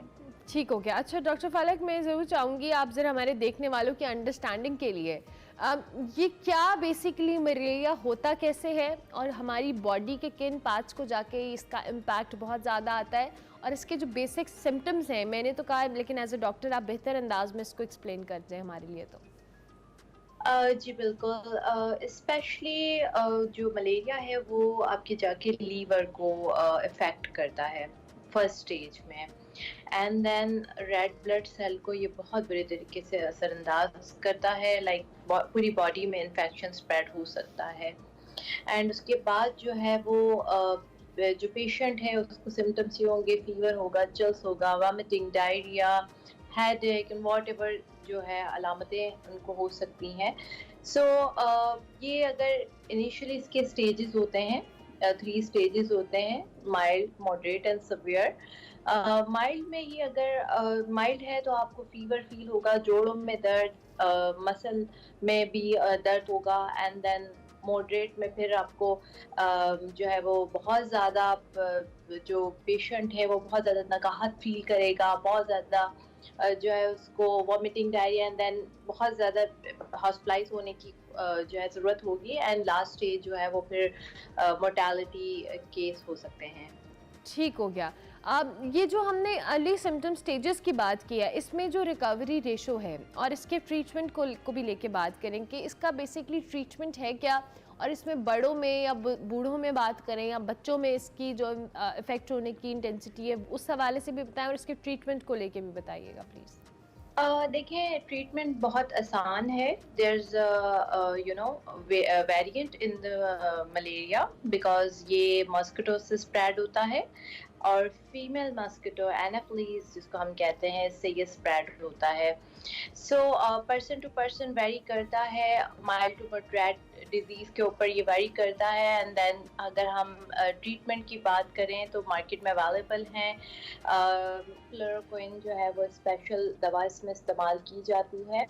एंड मैं आपके प्लेटफॉर्म से लोगों को ये मैसेज देना चाहती हूँ कि सबसे पहले मलेरिया के जो ऑर्गेनिज्म है, पैरासाइट, उसको आप पहले डायग्नोज करें कि ये कौन सा वाला वेरिएंट जो है बॉडी को जाके अफेक्ट कर रहा है।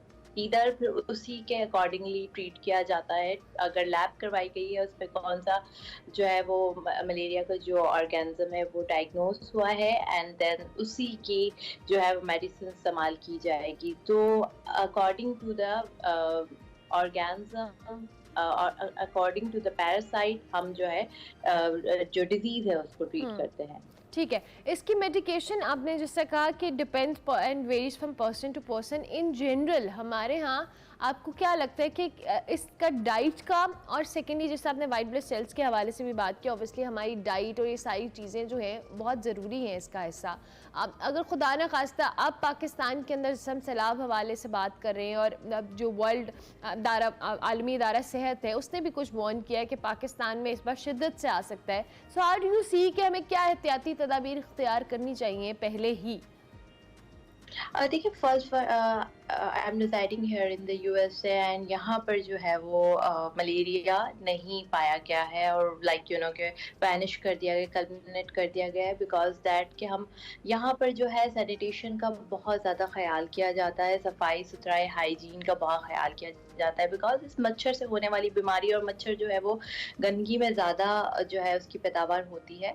सो अगर एहतियाती तदाबीर की आप बात करें तो प्राइमरीली अगर घर के लेवल पर देखा जाए तो आप घरों में पानी जो है स्टेगनेंट वाटर उसको जो है खड़ा होने ना दें, स्प्रे करें फ्रिक्वेंटली। बच्चों के लिए भी जो है वो नेट का इस्तेमाल करें। और अगर हम प्राइमोरियल लेवल जिसको हम गवर्नमेंट के लेवल पे बात करें तो अगेन देन के we have to take care about the structure. हमारी जो गंदगी जगह जगह जमा हुई भी होती है, और जो पानी खराबा होता है से जो है छुटकारा हासिल करना बहुत ज़्यादा ज़रूरी है, and then we have to work on that. So primordial पर हम वो कर सकते हैं कि स्ट्रक्चर पर, इंफ्रास्ट्रक्चर पर, सैनिटेशन पर, हाइजीन पर, स्कूल में जो है बच्चों को तालीम दी जाए ताकि बच्चे भी अवेयर हो इस चीज़ से, और घरों में भी जो है वालिदैन जो है वो बच्चों को, मतलब बच्चों को प्लस अपने आप को भी, एडल्ट्स को भी सफाई का भी ख्याल रखें। मॉस्किटो जो नेट्स होते हैं इसका इस्तेमाल करें, स्प्रे करें, and then these all things you know इससे हम प्रिवेंशन कर सकते हैं। डॉक्टर फलक ये भी बताइएगा, जिससे आपने कहा कि क्योरेबल है डेफिनेटली, लेकिन जाहिर है इसकी स्टेजेस को भी आपने डिस्कस किया। अनफॉर्चुनेटली हमारे यहाँ कुछ ऐसे सिम्टम्स हैं जो आम तौर पर लोग उसको बड़ा इग्नोर कर देते हैं, और जब हम मलेरिया के सिम्टम्स की बात करें, हेडेक है, वॉमिट है, या नोज़िया की हम बात करें, ये सारी चीज़ें जो आम रूटीन में होते हैं हम इसको निगलेक्ट कर देते हैं और फौरी तौर पर हमें दिमाग में नहीं आता इसका टेस्ट। या अगर खुदा ना खास्ता किसी को इस तरह के कोई भी सिम्टम्स आ रहे हैं मेजरली, तो क्या इसका टेस्ट करा के इसकी ट्रीटमेंट या मेडिकेशन को किस तरह से स्टार्ट किया जाए, ये भी थोड़ा बता दें। देखिए, एक्चुअली पब्लिक प्लेटफॉर्म पर जब भी मेडिकेशंस की बात करते हैं, सो अगर हम फर्स्ट वर्ल्ड कंट्री की बात करें तो मैं यही कहूँगी कि बिल्कुल भी हम मेडिसिन ऑन द स्क्रीन भी कैन टेल यू, बट मैं ज़रूर ये कहूँगी कि जिस तरह आपने बताया कि इन Pakistan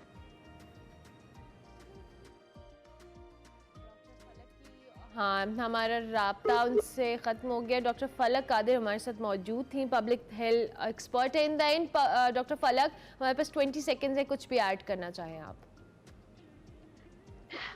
Okay, so I just want to tell you that कि अगर किसी को भी फीवर है एंड हेडेक है, जोड़ों में दर्द है, vomiting, diarrhoea and then continuous high grade fever है, क्योंकि मलेरिया में जो है वो हाई ग्रेड फीवर होता है और साइकिल के साथ फीवर होता है, लाइक चिल्स होंगे, बहुत ठंड फील होगी और सुबह को फीवर कम हो जाएगा, रात को जो है वो फीवर की जो शिद्दत होगी वो बढ़ जाएगी। सो ये सारे सिम्टम्स के accordingly have to go to the labs and then आप किसी भी अपने घर के करीब टेस्ट करा लें ताकि आपको खुदा न खास्ता मेजर या सवेयर मलेरिया ना हो। Thank you very much doctor फलक, बहुत शुक्रिया। पब्लिक हेल्थ एक्सपर्ट मौजूद थी। मलेरिया से आगाही का जी आलमी दिन हमने सोचा आपको बताया जाए। पाकिस्तान में अनफॉर्चुनेटली बहुत ज़्यादा केसेस आते हैं क्योंकि अब हमारे पास सफाई सुथराई का निज़ाम भी हमारे सामने और जो सैलाब की वजह से एक एड ऑन फैक्टर है, तो एहतियात करें। अगर जो भी सिम्टम्स डॉक्टर फलक ने भी हमें बताएं आपको फील होते हैं तो ज़रूर टेस्ट कराएं और उसका ट्रीटमेंट कराएं। काबिल इलाज चीज़ें, इसको आप इग्नोर ना करें। ब्रेक लेंगे जी, ब्रेक के बाद वापस आएंगे। आप देखते रहिए एक्सप्रेसो।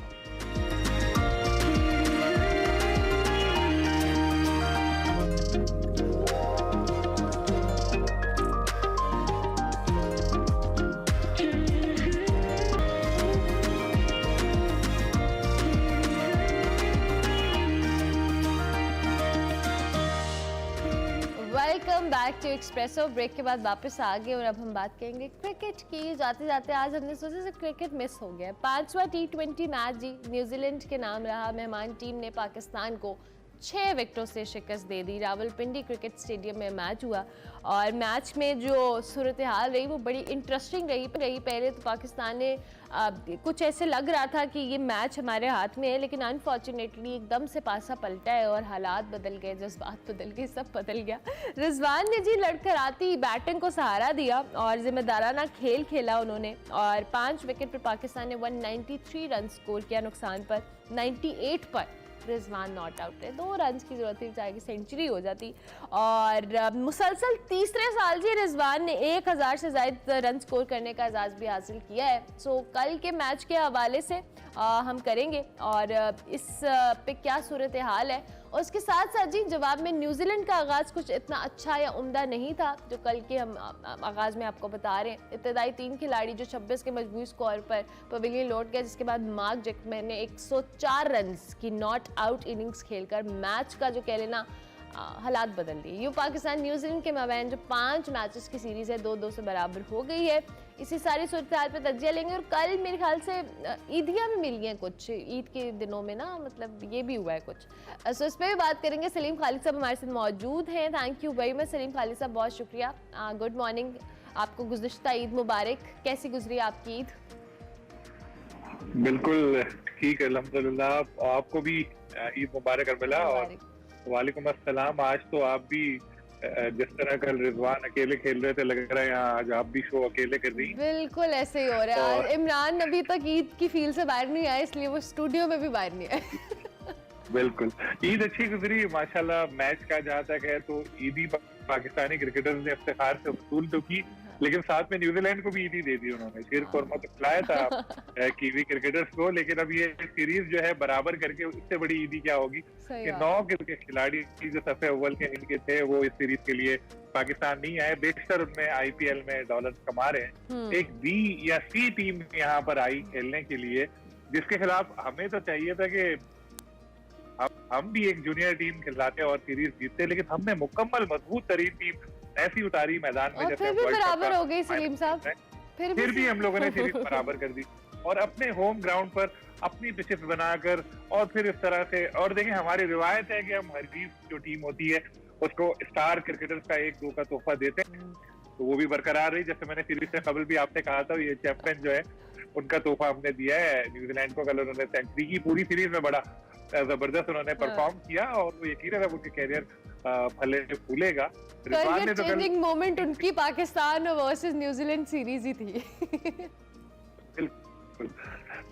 मैच में कल के बॉलिंग हमारी काफी मायूस कुन रही। शाहीन ने शुरू में 2 विकेटें ली, लेकिन उसके बाद काफी उनकी बॉलिंग पे रन पड़े।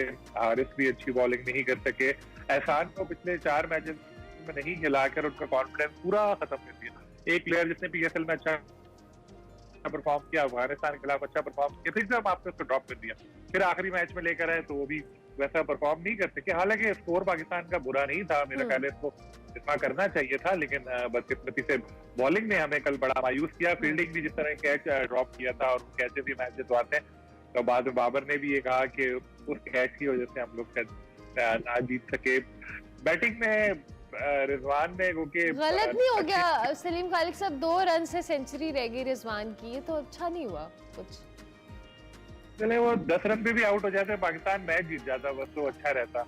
हाँ, क्योंकि कुछ लोग ये भी कह रहे हैं कि आखिर में काफी उन्होंने बॉलें जाया की इस वजह से कि अपनी सेंचुरी मुकम्मल कर लें, और हो सकता है हर बैट्समैन की ख्वाहिश होती है कि अपना पर्सनल माइलस्टोन जो है मुकम्मल करे, लेकिन असल चीज जो है वो टीम होनी चाहिए, कि टीम का देखना चाहिए। T20 क्रिकेट में खासतौर पे कभी कभी ऐसा भी होता है कि आप 20 रन बनाते हैं या 25 रन बनाते हैं और वो टीम को जितवा जाते हैं। कभी कभी आप सेंचुरी भी बनाते हैं और टीम हार जाती, तो ये भी होता है। तो देखना पड़ेगा। बड़ा, मैं तो कहता हूँ एक तरह से लम्हा फिक्रिया है पाकिस्तान के लिए, होम ग्राउंड पर, होम कंडीशन पर मजबूत तरीन टीम खिलाने के बावजूद हम लोग ने न्यूजीलैंड की सीरीज बराबर की है। सलीम साहब, ये तो सीरीज की बात हुई, कहूँगी इस टाइम के अंदर हम जरा पिंडी स्टेडियम के हवाले से भी बात करें। 2 के जब हमने ये सीरीज स्टार्ट हो रही थी, लाहौरियों ने कज़ाफी स्टेडियम भरपूर भरा और अच्छा वेलकम किया। चाहे 2 के उनके बेस्ट प्लेयर्स नहीं आए, लेकिन पिंडी स्टेडियम ने भी बहुत वेलकम किया। मुझे लगता है हमारी बात दिल पे लग गई सबके और सबने पिंडी स्टेडियम भरा। वैसे पिंडी वाले वैसे ही बड़े जिंदा दिल हैं डेफिनेटली। सो शायकीन ने भी बिल्कुल मायूस नहीं किया, लेकिन वो मायूस हुए वो एक अलग कहानी है, लेकिन शायकीन बड़े भरपूर अंदाज में उन्होंने भी मैचेस को एंजॉय किया है। बिल्कुल आप ठीक कह रही हैं, बहुत अच्छा माहौल नजर आ रहा था टेलीविजन पे। जब मैच में देख रहा था तो काफी क्राउड भी था और लोग एंजॉय कर रहे थे मैच से। लाहौर में भी ऐसे ही हुआ था। अब 2 वनडे भी होने हैं पिंडी में, उसके बाद आखिर में कराची आना है। कराची सबसे मेन क्वेश्चन मार्क है, क्योंकि रिसेंटली हमने ये देखा है कि कराची में लोग इतने नहीं आ रहे मैच देखने के लिए, तो होपफुली अब लाहौर और पिंडी वालों से कराची कराची वाले क्यों इतने, हमने कुछ चीजें तो पॉइंट्स डेफिनेटली डिस्कस किए हैं। इंफ्रास्ट्रक्चर को लेके हम बात करें, माशी हालात की बात करें, लेकिन स्टिल ऑब्वियसली पिंडी में भी और लाहौर में भी वही माशी हालात हैं लोगों के। यहाँ लाहौर में भी कज़ाफी के आसपास हम चूँकि आते जाते हैं, तो वहाँ पे भी इंफ्रास्ट्रक्चर के हालात कुछ ऐसे ही थे, मुश्किलात थी। लेकिन कराची वाले तो बिल्कुल ही मतलब क्यों नहीं करते ये? अब मैं ज़रूर आपसे, आप उनके बिहाफ पे ज़रा हमें जवाब दें। लेकिन माशी हालात वाली बात तो आपने खुद बता दी और इंफ्रास्ट्रक्चर की बात भी आपने बता दी। लाहौर में मुझे जो लगता है एक एडवांटेज ये भी है कि लाहौर के आसपास बहुत सारी ऐसी जगहें हैं जहाँ से लोग मैच देखने के लिए आ जाते हैं, और जैसे मुल्तान से आ गए लोग, शेखुपुरा से आ गए, इधर से आ गए, पिंडी में, इस्लामाबाद से आ गए। कराची में ऐसा नहीं है। कराची में कराची वाला ही मैच देखेगा, यहाँ नहीं है कि हैदराबाद से लोग मैच देखने खासतौर पर आ रहे हैं या सखर से मैच देखने के लिए आ रहे हैं। यहाँ पर मेरा ख्याल है कि अब सबसे ज्यादा तो वही माशी हालात जो है उसने कमर तोड़ दी है अच्छों की, तो लोग अब फैमिली के साथ आकर इस तरह से मैच देखने, जैसे मैंने आपको बताया था कि ट्रांसपोर्ट वगैरह का भी बड़ा इशू होता है। अगर एक फैमिली पूरे मैच देखने के लिए आ रही है तो अच्छा खासा उसका खर्चा है। फिर एक मैच तो देख लिए चले, फिर बार बार कहाँ आएंगे। और अब माशाल्लाह क्रिकेट भी अब मुतवातिर हो रही है। तो मैं इसके लिए कह रहा हूँ कि हमें क्रिकेट को 2-3 शहरों से अब एक्सटेंड करना चाहिए, बढ़ाना चाहिए। मतलब एक ही जगह पर बार-बार पेशावर इन जगहों पे जाना, यहाँ के लोग भी बहुत वेलकमिंग है। फैसलाबाद, उनको भी जरा जरूर मौका मिलना चाहिए कि वो भी क्रिकेट को एंजॉय करें। अच्छा, इन द एंड आगे जो वनडे मैचेस हैं और फिर इस हवाले से क्या लग रहा है, हमने उनको इस बार मजीद ईदी देनी है, पूरा महीना ईदी का मनाना है, या हम कुछ परफॉर्म भी करेंगे? अच्छा देखिए T20 की हद तक तो चले खैर है, इससे सबक सीखना चाहिए। वनडे जीतना बहुत जरूरी है, कॉम्बिनेशन आपको बनाना है। वनडे वर्ल्ड कप इंडिया में होना है, एशिया कप भी होना है, इसके लिए बहुत जरूरी है। लेकिन आपके तवज्जुह से मैं अपने लोगों से भी कहूंगा, भाइयों जरा माफ करो, ये क्या, ये एक इनिंग कोई खेलता है इसको कह देते हो ये सईद अनवर आ गया, ये मैग्रा आ गया। साइम अयूब भी हमारे सामने ही है, नहीं चले अभी। हारिस साइम अयूब, हम लोग खुद इन लोगों के कैरियर तबाह कर रहे हैं, क्योंकि ये बच्चे नए नए प्लेयर आते हैं, इनके जहन पे डाल देते हैं बातें, वो प्रेशर में आ जाते हैं, एक्सपेक्टेशन बढ़ जाती है ज्यादा। तो उनको खेलने दे, और जब वो खेले अच्छा तो फिर आपको जरूरत ही नहीं पड़ेगी। बिल्कुल, जो अच्छा खेले वो खुद ही टीम का हिस्सा बन जाएगा, प्रेशर बिल्ड करने की जरूरत नहीं है। Thank you very much Salim Khaliq साहब, बहुत शुक्रिया आपके वक्त का। बहुत दिनों बाद मॉर्निंग फील आई है हमें, और हमने तज्जिया लिया है क्रिकेट के ऊपर। अच्छा, क्रिकेट की बात हो रही है और इफ्तिखार अहमद, आपको पता है वैसे तो बड़ा माइंड टिपते हैं कि मुझे चाचा कोई ना कहा करे, लेकिन कल उन्होंने बड़ा सीनियर होने का सबूत दिया और उन्होंने पूरी टीम को जी ईदी तकसीम की है। ईदी टीम ने मुतालबा किया था इफ्तिखार अहमद से कि जी हमें ईदी दी जाए, तो पूरी टीम को उन्होंने 500 रुपए की ईदी दी है। को मुझे पता लगा है कि कुछ 2 लिफाफे भी को उठा के ले गया है। फ़हीम अशरफ ने 2 लिफाफे लिए। सुने जरा जितनी खुशी बाबर आजम और इमाद वसीम को इस 500 रुपए की हुई है ना, कमाल। चले जी, अच्छा है, अच्छे जस्टिस है, मजा आता है इसे देख के। चले जी, क्विकली जाते जाते आपको बता दें, कराची चिड़ियाघर की जो 17 साल हथनी थी नूरजहां, उसको पोस्टमार्टम के बाद चिड़ियाघर में दफना दिया गया है। 17 साल जो हथनी है नूरजहां की, इनके लिए 15 फीट गहरी जो और 14 फीट लंबी और 12 फुट जो चौड़ी कब्र है वो तैयार की गई है, और 4 मन चूना और दीगर जरासीम कुछ दवाई भी इसमें डाली गई हैं और उनको वहीं पे दफनाया जाएगा। एडमिनिस्ट्रेटर कराची कह रहे हैं जी कि पोस्टमार्टम के वक्त वो मौजूद थे और डॉक्टर्स के अनफॉर्चुनेटली बड़ा बुरे तरीके से बहुत मुश्किल में बीमारी की हालत में ये नूरजहां जो है रही, और उसके बाद इनको मुख्तलिफ इलाज भी होता रहा। फोपोस्ट की टीम भी आई, उन्होंने इसका ट्रीटमेंट भी किया, लेकिन ये इनके ज़ख्मी होने की वजह से ये उस वक्त तक ज़्यादा नहीं कर सकी और दम तोड़ दिया। अब इनको कराची ज़ू के अंदर ही दफनाया जा रहा है और इस हवाले से बड़ी सोशल मीडिया के ऊपर कैंपेन्स भी चल रही थी। चले जी, इस उम्मीद के साथ कि आपको आज का शो अच्छा लगा होगा, हम आपसे इजाज़त लेंगे, कल फिर मिलेंगे, तब तक के लिए अल्लाह हाफ़िज़।